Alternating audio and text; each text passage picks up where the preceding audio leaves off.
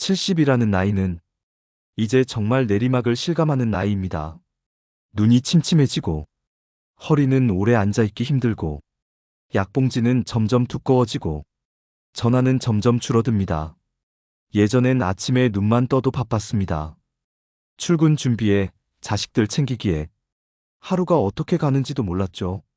근데 이제는 너무 많은 시간이 주어집니다. 아무도 나를 부르지 않고, 누구도 나를 기다리지 않고, 내가 오늘 뭘 하든 별로 달라질 건 없는 나날들. 그 고요한 시간 속에서 문득문득 떠오르는 게 있습니다. 그때는 왜 그랬을까? 조금만 더 생각하고 결정했더라면 이 나이가 될 줄 왜 상상하지 못했을까?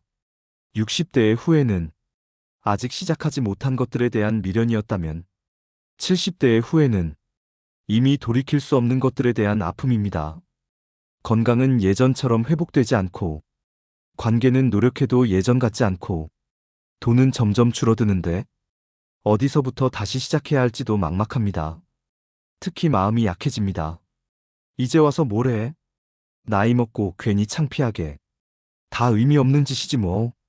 이렇게 스스로를 찾게 만들고 아무것도 시도하지 않게 되는 시기. 그게 바로 70대의 진짜 무서운 현실입니다. 하지만요, 그 속에서도 후회는 끊임없이 마를 겁니다. 그때 연금 하나라도 더 드러났더라면, 그 친구 전화 한 통만 먼저 했더라면, 자식한테 집 안 넘겼으면 지금처럼 눈치 안 봤을 텐데, 내 몸 조금만 더 신경 썼으면 이 고생 안 했을 텐데, 나도 한 번쯤은 나를 위해 살아봤어야 했는데. 이 영상은 그런 후회들을 모아 담았습니다. 혹시 지금 70대이시라면, 혹은 70대를 앞두고 계시다면, 오늘 이 영상이 당신의 남은 인생을 지키는 마지막 경고이자 작은 용기가 되기를 바랍니다. 지금부터 70대가 땅을 치고 후회한 5가지 이야기 시작합니다. 1장. 연금 준비를 너무 늦게 했습니다. 그래도 국민연금은 나오잖아. 퇴직금 조금 있고 아끼면 살 수 있겠지. 집 있으니까 뭐 문제 없어. 젊을 땐 그렇게 생각했습니다. 연금은 국가에서 주는 거고, 집은 노후 자산이고, 돈은 어떻게든 되겠지 하고요. 그런데 70대가 되고 나니까 그 생각들이 얼마나 아니했는지 깨닫게 됩니다. 국민연금은 월 6,070만 원. 그걸로 전기세, 가스비, 보험료 내고 나면 남는 게 없습니다. 병원이라도 한번 가는 날엔 약값, 검사비, 식사비까지 더해져 그날은 적자입니다.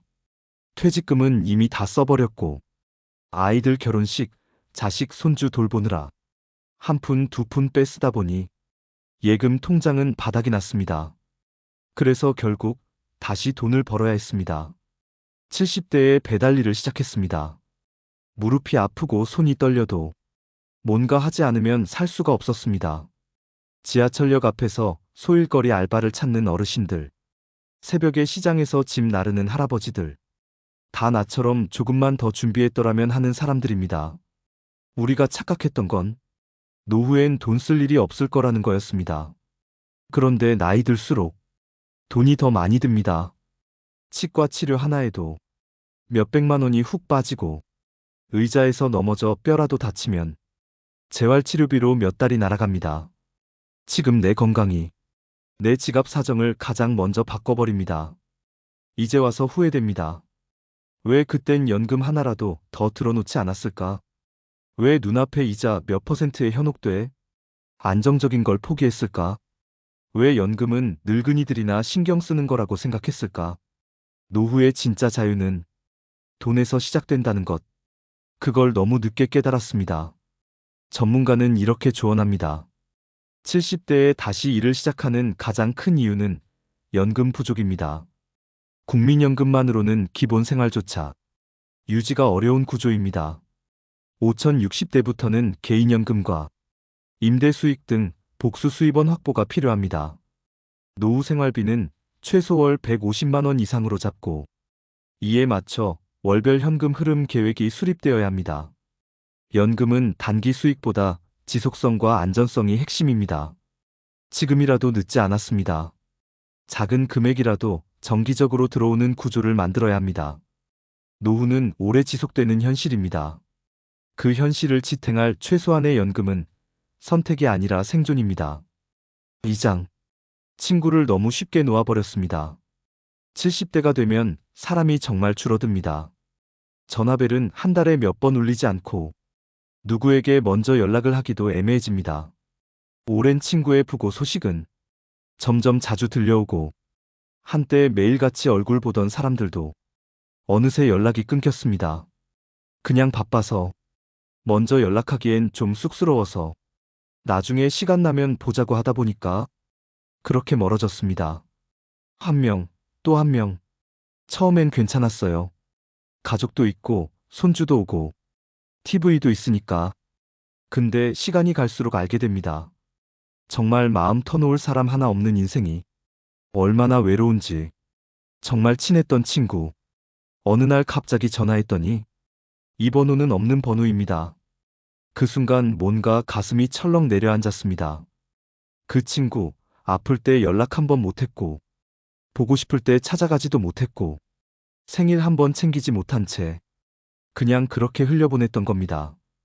그게 그렇게 아플 줄 몰랐습니다. 사람은 결국 관계 속에서 살아갑니다. 돈보다 집보다, 몸 건강보다 더 중요한 게 같이 웃어줄 사람, 같이 울어줄 사람이라는 걸 70이 되어서야 알았습니다. 그런데 그땐 이미 다시 관계를 만들 수 있을 만큼 자신감도 체력도 기회도 없습니다. 우리는 늘 친구는 시간 지나도 똑같다고 믿었지만 아무것도 하지 않으면 그 친구는 그냥 추억이 됩니다. 지금이라도 전화 한 통 해보세요. 잘 지내? 그 한마디가 다시 누군가의 인생을 살리고 나의 하루도 환하게 바꿔줄 수 있습니다. 전문가는 이렇게 조언합니다. 고령자의 정신 건강은 인간관계의 질과 밀접하게 연결돼 있습니다. 70대 우울증과 인지저하는 사회적 고립에서 시작되는 경우가 많습니다. 주 1회 이상 대면 또는 전화로 의미 있는 관계 유지가 정신 건강의 핵심입니다. 연락이 끊긴 친구라도 작은 계기로 재접촉하는 시도가 중요합니다. 단절된 관계에 대한 죄책감보다 지금부터 다시 이어가는 용기가 필요합니다. 인간관계는 체력처럼 관리해야 오래갑니다. 사람은 결국 사람으로 위로받습니다. 그 사람, 지금 떠올랐다면 지금 전화하세요. 3장. 자식에게 재산 미리 넘겨준 게 화근이었습니다. 아들 명의로 집을 바꿔놨어요. 딸이 대출이 안 나와서 제 통장에서 보태줬죠. 나중에 재산 다 줄 건데 미리 주면 좋지 않겠어요? 그땐 진심이었습니다. 자식이 잘 되길 바라는 마음, 부담 덜어주고 싶은 마음, 그리고 부모로서 내가 해줄 수 있는 마지막 역할이라 생각했죠. 그런데요, 그 결정이 내 노후를 무너뜨릴 줄은 몰랐습니다. 처음엔 잘 지냈습니다. 며느리도 전화 자주 했고, 손주 보러 오라고도 했고요. 근데 집을 넘긴 뒤로 뭔가 조금씩 달라졌습니다. 어머님, 이번 주는 바빠서요. 아버님, 이건 저희가 알아서 할게요. 어차피 지금은 저희 명의니까요. 어느새 나는 그 집에서 눈치 보는 존재가 돼 있었습니다. 딸이 결혼하며 상가 건물을 양도해줬다는 지인 이야기. 엄마, 이제는 우리 가족끼리 하고 싶어요. 라는 말을 듣고 결국 원룸 하나로 옮겼다는 할머니 이야기. 그게 남 얘기인 줄 알았습니다. 근데 나도 그렇게 될 줄은 몰랐습니다. 재산을 준다는 건 마음을 함께 줬다는 뜻이었습니다. 근데 그 마음은 보장받을 수 없다는 걸 너무 늦게 배웠습니다. 물론 자식이 다 그런 건 아닙니다. 진심으로 부모를 생각하고 끝까지 돌보는 아이들도 있습니다. 하지만 중요한 건 관계와 권한은 다르다는 것. 법적으로 명의가 넘어간 순간 그건 내 것이 아닙니다. 그 이후엔 어떤 말도 어떤 감정도 법적으로 보호받지 못합니다. 내가 가진 재산은 자식의 출발점일 수도 있지만 동시에 내 노후의 안전장치이기도 합니다. 미리 주고 후회할 바에야 나를 지키고 정말 필요한 순간에 정확한 방법으로 도와주는 것이 부모와 자식 모두를 위한 길입니다. 전문가는 이렇게 조언합니다. 노년기 자산 이전은 감정이 아닌 법과 현실로 접근해야 합니다. 부동산, 예금 등 주요 자산은 노후 생활자금으로 반드시 일부 보유해야 합니다. 증여나 명의 이전은 전문가 상담 및 계약서 작성을 통해 법적 안전장치를 마련해야 합니다. 가족 간의 일이라며 구두로 넘기거나 단독 결정하는 것은 분쟁의 씨앗이 됩니다. 자식에게 주는 것은 신뢰가 아니라 설계입니다. 명확한 계획과 선이 필요합니다. 무엇보다 부모 자신의 노후가 흔들리지 않아야 자식도 지킬 수 있습니다. 사랑은 줄 수 있어도 삶의 권한은 끝까지 갖고 있어야 합니다. 사장, 건강, 이젠 회복이 안 됩니다. 예전에는 조금만 쉬면 괜찮아졌습니다. 하루 이틀 아파도 금방 회복됐고 병원 갈 일도 그리 많지 않았죠. 하지만 70대가 되면서 달라졌습니다. 넘어지면 뼈가 부러지고 감기가 폐렴으로 번지고 조금만 무리해도 며칠을 앓아눕게 됩니다. 몸이 회복되지 않는다는 것, 이제는 정말 실감하게 됩니다. 예전엔 병원 가는 게 귀찮아서 안 갔습니다. 지금은 무서워서 안 가게 됩니다. 검사 결과가 두렵고 의사가 말해줄 진단명이 겁나고 혹시나 입원하라는 소리라도 들을까봐 아픈 걸 숨기고 버티게 됩니다. 그런데요, 그 버팀이 결국 더 큰 후회를 부릅니다. 주변을 보면 알 수 있습니다. 지병 하나가 인생을 바꾸는 경우 정말 많습니다. 무릎이 망가져서 산책도 못 나가고 당뇨 수치 하나 때문에 식사도 생활도 모두 제한되고 심장 수술 받고 의자에서만 하루 종일 앉아 있는 분도 있고 기억력이 떨어져 자식 얼굴조차 헷갈리는 분도 있습니다. 그걸 옆에서 보며 느낍니다. 나는 아직 괜찮으니까라는 생각이 얼마나 위험했는지를. 70대부터는 새로 시작하는 게 중요한 게 아니라 무너지지 않게 붙잡는 게 더 중요합니다. 운동은 하루 30분이라도 꾸준히, 식사는 좋은 것보다 내게 맞는 것을, 잠은 양보다 질을 챙기고, 무엇보다 병원은 두려워 말고 정기적으로 방문해야 합니다. 한번 무너지면 그 다음은 너무 빠릅니다. 그리고 꼭 기억하세요. 건강은 나 혼자만의 문제가 아닙니다. 아플수록 자식이 힘들고, 배우자가 지치고, 결국 주변 모두가 지칩니다. 그래서 내 건강을 지키는 일은 사랑하는 사람들을 위한 가장 큰 배려이기도 합니다. 전문가는 이렇게 조언합니다. 70대 이후의 건강은 회복이 아닌 관리입니다. 70대는 급성 질환보다 만성 질환과 사고 예방이 우선 과제입니다. 정기 건강검진 외에도 인지기능 검사, 골다공증, 혈압당뇨 수치 관리가 필수입니다. 과거에 괜찮았다는 근거 없는 자신감은 큰 위험 요소입니다. 낙상 방지, 체력 유지를 위한 꾸준한 걷기 운동과 스트레칭이 기본입니다. 증상이 없어도 정기적인 병원 방문과 기록 관리는 꼭 필요합니다. 병은 갑자기 오지 않습니다. 다만 늦게 알았을 때는 너무 늦어 있습니다. 5장. 나를 잊고 살았습니다. 이름 대신 불리는 말이 있습니다. 어머니, 아버지, 할아버지, 할머니 다 따뜻한 호칭이지만 그 속엔 정작 나라는 사람은 없습니다. 70이 넘고 나니 하루의 대부분이 남을 위한 시간으로 흘러갑니다. 아이 돌봐주고 밥 해놓고 약 챙기고 병원 다니고 그렇게 바쁘게 살지만 나는 어디에도 없습니다. 예전에는 일이 있었습니다. 출근하면 부장님, 선생님 하며 사람들이 나를 필요로 했고 내가 하는 일에 가치가 있었죠. 근데 지금은 오늘 뭐 하셨어요? 글쎄 그냥 집에 있었지. 이런 대답을 반복하다 보면 존재감이 점점 사라지는 기분이 듭니다. 아무도 나를 찾지 않고 아무도 나를 필요로 하지 않으면 정말 나라는 사람이 조금씩 없어지는 것 같거든요. 그래서 문득문득 허무해집니다. 내가 지금까지 뭘 위해 살아왔지? 이제 와서 뭘 시작한다고 무슨 의미가 있을까? 나도 그냥 시간 보내다 조용히 사라지는 건가? 이런 생각이 들 때마다 가슴이 뻥 뚫린 것처럼 답답해집니다.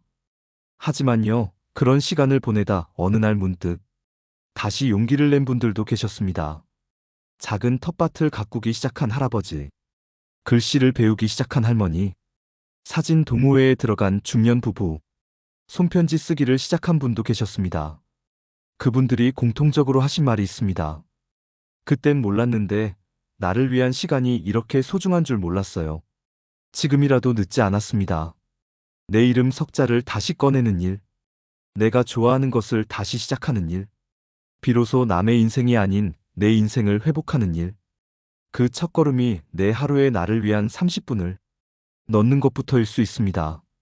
다른 누구도 아닌 나 자신을 다시 살리는 시간, 그 시간을 지금이라도 시작하셨으면 합니다. 전문가는 이렇게 조언합니다. 70대 이후의 자존감은 내가 나를 어떻게 대하느냐에 달려 있습니다. 노년기 정신 건강의 핵심은 역할 상실감의 회복입니다. 정기적인 활동 취미, 봉사, 모임 등을 통해 나라는 정체성을 재확인해야 합니다.